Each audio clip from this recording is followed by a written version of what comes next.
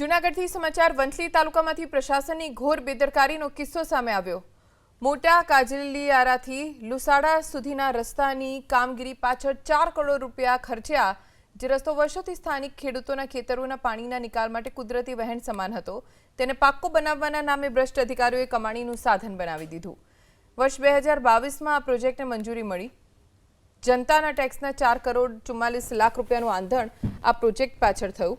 March 2024માં work order આપીને કાગળ પર મોટા કલ્વર્ટ અને સ્લેબ ડ્રેનના નામે વાહવાહી લૂંટવામાં આવી, પણ હકીકત એ છે કે ચોમાસું આવતા જ ખેડૂતો માટે આ રસ્તો આશીર્વાદના બદલે અભિશાપ બની જાય છે।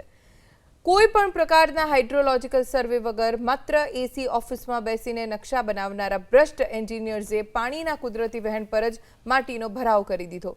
परिणामे 3.5 થી 7 मीटर पहोळो कुदरती मार्ग एकदम सांकड़ो थई गयो।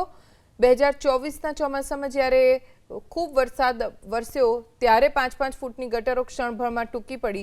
करोड़ोना खर्चे थयेलुं माटीकाम पत्ताना महलनी जेम वेरविखेर थई गयो।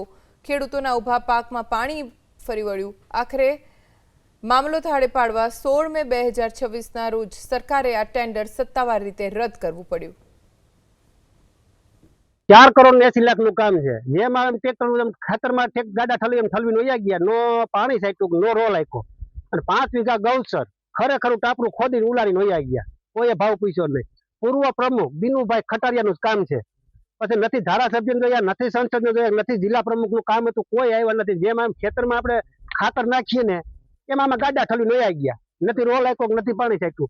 પછી આપણે સનેડામાં 20 લીટર ડીઝલ તો ખાઈ જાય, આ 5 લીટર ડીઝલ લઈને ખેતરમાં પડ્યો તો રોલ, કોઈ આવે તો ઉથલ વરે બસ ફોટા પાડી લીધા। એની એજન્સીને છે અમે 9/10/2025 ના રોજ જેટલું એને કામ કરેલું હતું એ તબક્કે એને છૂટા કરી અને 16/5/2026 ના રોજ સરકારશ્રીમાંથી એમને મૂળભૂત ટેન્ડરમાંથી છૂટા કરેલા છે।